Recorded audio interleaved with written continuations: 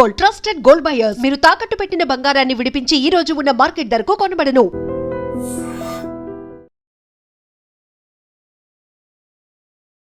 నుదుటిన సింధూరం దిద్దిన కట్టుకున్న భర్తని ప్రియుడితో కలిసి అత్యంత దారుణంగా హత్య చేయించిన రాక్షసి సోనం.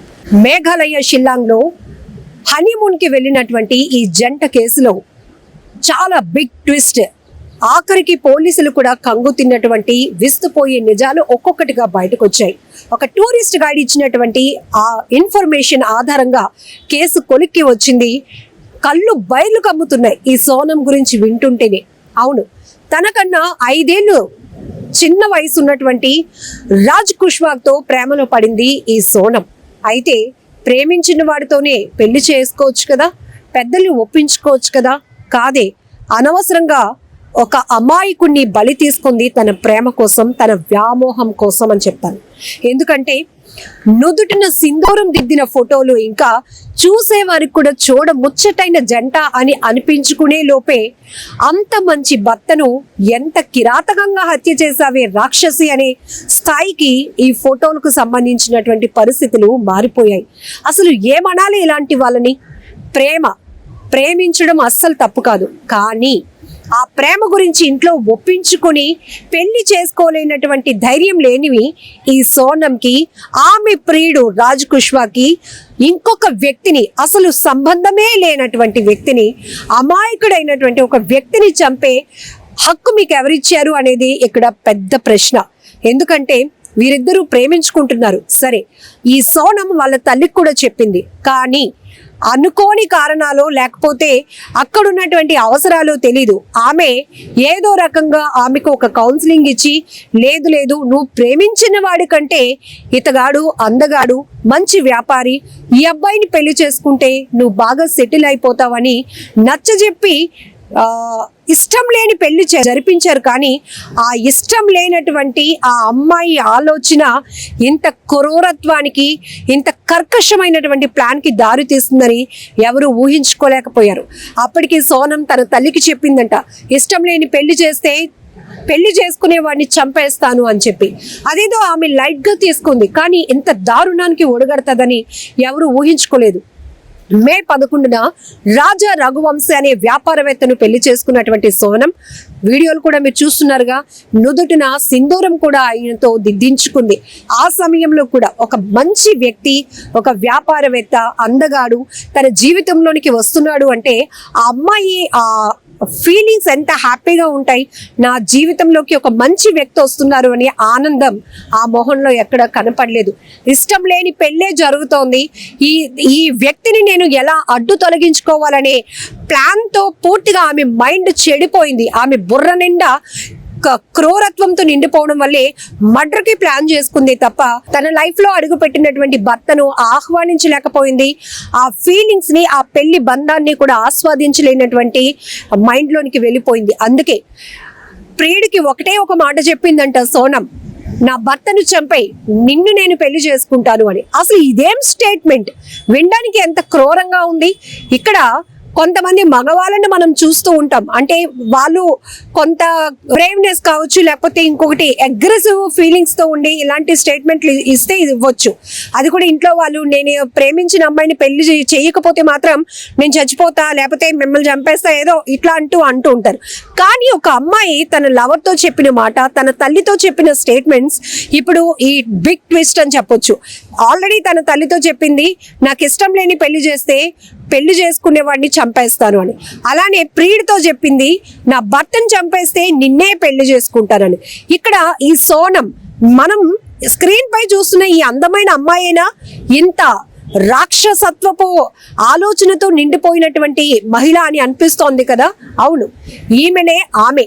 ఆ సోనమే కట్టుకున్నటువంటి భర్తను అతి కిరాతకంగా సుపారీ ఇచ్చి ప్రియుడితో చేతులు కలిపి హనీమూన్ వంకతో, హనీమూన్ అనేటప్పటికీ ఏ పెళ్ళైనటువంటి కొత్త జంట కూడా ఒక స్వీట్ మెమోరీస్, తీపి జ్ఞాపకాలతో తిరిగి వస్తాం. ఆ జ్ఞాపకాలతో, ఆ మెమోరీస్తోనే లైఫ్ సంతోషంగా లీడ్ చేద్దాం అనుకుంటారు. అమ్మాయి అయినా అబ్బాయి అయినా అదొక స్వీట్ మెమొరీ, ఒక జీవితం. ఇద్దరు మనుషులు రెండు హృదయాలు, రెండు మనసులు ఒక్కటిగా కలవటానికి అదొక వేదిక, అదొక ఆనందకరమైనటువంటి మూమెంట్. అలాంటిదే మర్డర్కి ప్లాన్ చేయడానికి హనీమూన్ ప్లాన్ వేసి హనీమూన్కి తీసుకెళ్ళింది. షిల్లాంగ్కి వెళ్ళిన తర్వాత అక్కడ ఒక బైక్ని రెంట్కి తీసుకున్నారు. అందమైన ప్రదేశంలో ఫోటోషూట్ చేసుకోవచ్చు, అక్కడ ఏకాంతంగా చక్కగా ఎంజాయ్ చేసి వద్దాం అనుకున్నారు. పాపం ఆ రాజా రఘువంశీ కూడా ఇంత అందమైన భార్య, ఇంత చక్కగా నాతో ఉంటుంది, ఇక్కడ నా లైఫ్ సెటిల్ అయినట్టే, ఆల్రెడీ వ్యాపారవేత్తగా ఆర్థికంగా సెటిల్ అయిన తను ఒక మంచి అమ్మాయి తన లైఫ్లోకి వచ్చింది కాబట్టి ఇక వైవాహిక జీవితం కూడా తిరుగు లేకుండా చక్కగా వెళ్ళిపోతుంది అనుకున్నాడు. అదొక అమాయకత్వం. అంతేకాని తనతో ఈమె నటిస్తోంది, ఆమె నటన అంతా కూడా తననే హతమార్చడానికి ప్లాన్ చేస్తోంది అని తెలుసుకోలేనటువంటి అమాయకత్వంలో ఒక మనిషి బలైపోయాడు. రాజా రఘువంశీ గురించి తెలిసిన వెంటనే ప్రతి ఒక్కరూ నిజంగా అసలు పెళ్లి అంటేనే భయం వేస్తోంది అంటున్నారు. ఇప్పటికే ఈ ట్విస్టుల మీద ట్విస్టులు బయటపడుతూ ఉన్నాయి. ఈ మేఘాలయ షిల్లాంగ్ లో జరిగినటువంటి ఈ హనీమూన్ కపుల్ కి సంబంధించినటువంటి కేసు మొదట అక్కడ మే 11న వీళ్ళకి పెళ్ళైతే తర్వాత వీళ్ళు హనీమూన్ ప్లాన్ చేయడం, మే 22వ తేదీన అక్కడ ఒక లివింగ్ రూమ్ లో స్టే చేయటం, మార్నింగ్ నిర్మానుష్య ప్రాంతంలో ఆహ్లాదకరమైన వాతావరణంలో ఎంజాయ్ చేసి వద్దామని చెప్పి వెళ్ళటం, అక్కడ అనుకోకుండా మరొక ముగ్గురు ఎంటర్ అయ్యారు. ఆ ముగ్గురుతో కూడా తెలియలేనట్టు నటించింది ఈమె నటనకి ఇంకేం పేర్లు పెట్టాలో ఎలాంటి అవార్డులు ఇవ్వాలో కూడా తెలియదు. ఎందుకంటే అప్పటికే సుపారీ ఇచ్చినటువంటి ఈమె వాళ్ళతోనే ప్లాన్ చేయించి అక్కడ ఒక లోయలో అత్యంత దారుణంగా ఇతని హతమార్చి అక్కడ పడేసి ఆ శవాన్ని, ఆ తర్వాత ఈమె అదృశ్యం అయిపోయి ఎవరో వీళ్ళిద్దరిని కిడ్నాప్ చేశారు, అదృశ్యం వెనకాతల ఏదో మిస్టీరియస్ ఇన్ఫర్మేషన్ ఉంది, ఏదో జరిగింది అనే ఒక డైవర్షన్ కి కూడా ఈమె ఎన్ని కుట్రలు, ఎన్ని పన్నాగాలు, ఎన్ని ప్లాన్లు వేసిందో మొత్తం పోలీసుల ఇన్వెస్టిగేషన్ లో ఈ కేసుకు సంబంధించి ఒక్కొక్క డాట్ ని కలుపుకుంటూ వస్తే ఆఖరికి ఆ భర్తను కడతీర్చింది ఈ భార్యే, అది ఈ సోనమే అని తెలిసిన తర్వాత ఒక్కసారిగా కంగు తిన్నారు అందరూ. ఎందుకంటే అప్పటి వరకు కూడా ఈ కేసు ఒక ఆసక్తికరంగా మారింది.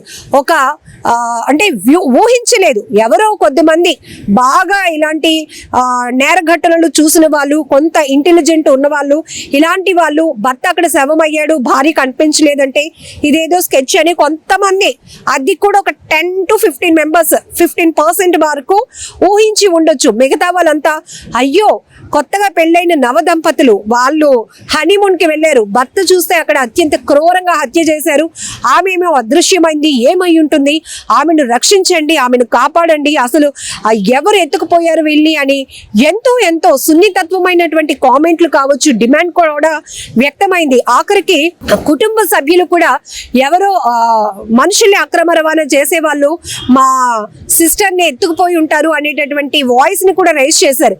ఇవన్నీ ఒక ఎత్తు అయితే ఈమె మర్డర్ స్కెచ్ ను మాత్రం ఎవ్వరు కనిపెట్టలేకపోయారు కదా. ఆఖరికి ఈమె నటన, ఈమె మర్డర్ ప్లాన్, ఈమె సుపారీ ఇచ్చిన విధానం, పెళ్లికి ముందే ఇంకా ఎవరు నా లైఫ్ లోకి వచ్చినా నేను ప్రేమిస్తున్నటువంటి నాకన్నా 5 సంవత్సరాలు వయసు తక్కువ ఉన్నటువంటి ఈ రాజా కుష్వాగ్ తప్ప నా జీవితంలోకి ఎవరు రాకూడదని ఎంత కఠినమైన డెసిషన్ తీసుకుందో, నిర్ణయం తీసుకుందో, అదే కర్కశత్వంతో, అదే క్రూరత్వంతో తన జీవితంలో అడుగు పెట్టినటువంటి ఒక మంచి వ్యక్తిని బలి తీసుకుంది. ఆఖరికి ఈమె జీవితం బాగుపడిందా? లేదు. ఆఖరికి ప్రియుడితో కలిసి ఉండబోతోందా? లేదు. కట్టుకున్న భర్త ఒక మంచి వ్యక్తి లైఫ్ లోకి వస్తే అతన్ని ఆస్వాదించగలిగిందా, ఆహ్వానించగలిగిందా? లేదు. ఎందుకు? ఆల్రెడీ తన మైండ్ లో ఒక క్రూయల్ మెంటాలిటీ, ఎందుకంటే ఇతడు తప్ప ఇంకెవ్వరూ రాకూడదు అనే ఒక ఆలోచన పక్కన పెడితే, నేను ప్రేమించిన వాడి కంటే నా తల్లిదండ్రులు ఒప్పించి పెళ్లి చేస్తున్న వాడిలో చాలా క్వాలిటీస్ ఉన్నాయేమో, అందంలో కావచ్చు, స్థిరపడిన ఫైనాన్షియల్ గా కావచ్చు, ఇంకా లైఫ్ సెటిల్ అవుతుంది అనే విషయంలో కావచ్చు, అన్ని అక్కడ పాజిటివే ఉన్నాయి. కాబట్టి ఆ కోణంలో ఆమె ఆలోచించుకొని ఉంటే ఇక్కడ ఒక అమాయకుడైతే బలి అయిపోయి ఉండేవాడు కాదు. ఇదే ఇప్పుడు పెద్ద ఎత్తున నెటిజన్లు కూడా ఫైర్ అవుతున్న విషయం ఏంటంటే, ఇలాంటి వాళ్ళ వల్లే ఇక పెళ్లి చేసుకోవాలి అన్నా కూడా భయపడే పరిస్థితులు వస్తున్నాయి. యువత ఇలాంటి నేర ఘటనలు విన్నాక ఏం చేయాలి? అసలు జీవితంలోకి వచ్చే అమ్మాయి అందంగా ఉందా, అనుకువగా ఉందా, అమ్మా నాన్న మాట వింటుందా, నన్ను బాగా చూసుకుంటుందా అని ఆలోచించే స్థాయి నుంచి ఈ అమ్మాయిలో క్రూరమైన ఆలోచనలు ఏమైనా ఉన్నాయా, ఇంతకు ముందు ఇంకేదైనా ముందు ప్రేమలు అలాంటివి ఉన్నాయా అని ఎంక్వైరీ చేసి పెళ్లి చేసుకునే స్థాయికి ఈ ప్రేమ పెళ్లి వ్యవస్థలు దిగజారిపోవటానికి ఇలాంటి వాళ్ళే కారణం అవుతున్నారు అనే అభిప్రాయాలు కూడా అదే స్థాయిలో సోషల్ మీడియా వేదికగా వ్యక్తమవుతూ ఉన్నాయి. సోనం కేసు విన్న తర్వాత, సోనం కథ విన్న తర్వాత, సోనం క్రూరమైన మెంటాలిటీ విన్న తర్వాత, అలాగే రాజా రఘువంశీ అనే ఒక అమాయకమైన భర్త ప్రాణాలు పోగొట్టుకున్న ఈ ఘటనకు సంబంధించి మీరేమంటారో కూడా కామెంట్ బాక్స్ లో మెన్షన్ చేయండి. ఇక్కడ అత్యంత దారుణమైన మెంటాలిటీ సోనందైతే, అంతకన్నా దారుణమైన మెంటాలిటీ రాజ్ కుష్వాగ్. ఇడు ప్రేమికుడు అంటారా? అతన్న ప్రేమను గెలిపించుకోవడానికి, ప్రేమిస్తున్న అమ్మాయిని పెళ్లి చేసుకోవడానికి ఇంకొకరిని ఎవరినో హత్య చేస్తే నేను నీ లైఫ్ లోకి వస్తాను, నీతోనే ఉంటాను అంటే ఆ స్టేట్మెంట్ ని ఇతగాడు ఎలా యాక్సెప్ట్ చేశాడు?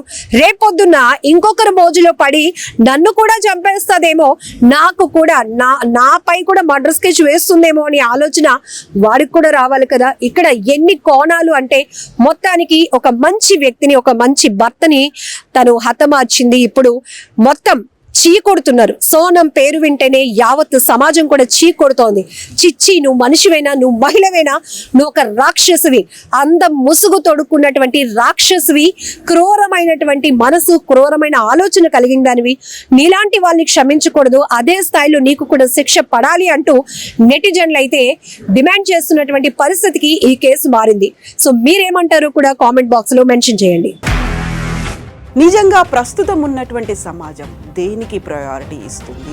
ఆర్థిక సంబంధాల చుట్టూ మాత్రమే తిరుగుతుంది. మళ్ళీ ఎన్నికలంగానే చాలా విరక్తి కలుగుతాను. మంచి అనిపిస్తుంది కదా, లేడీస్ కూడా ఛాలెంజింగ్ జాబ్స్ చేసినప్పుడు చాలా బాగుంటది. ట్రాఫిక్ అసిస్టెంట్స్ గా నియమించిన ట్రాన్స్జెండర్స్ అందరితో సాల్యూట్ చేయించుకుంటున్నారు. ఫుడ్ డెలివరీ ఇవ్వటానికి వెళ్ళినటువంటి డెలివరీ బాయ్ అనిల్ పై కళ్ళ ముందు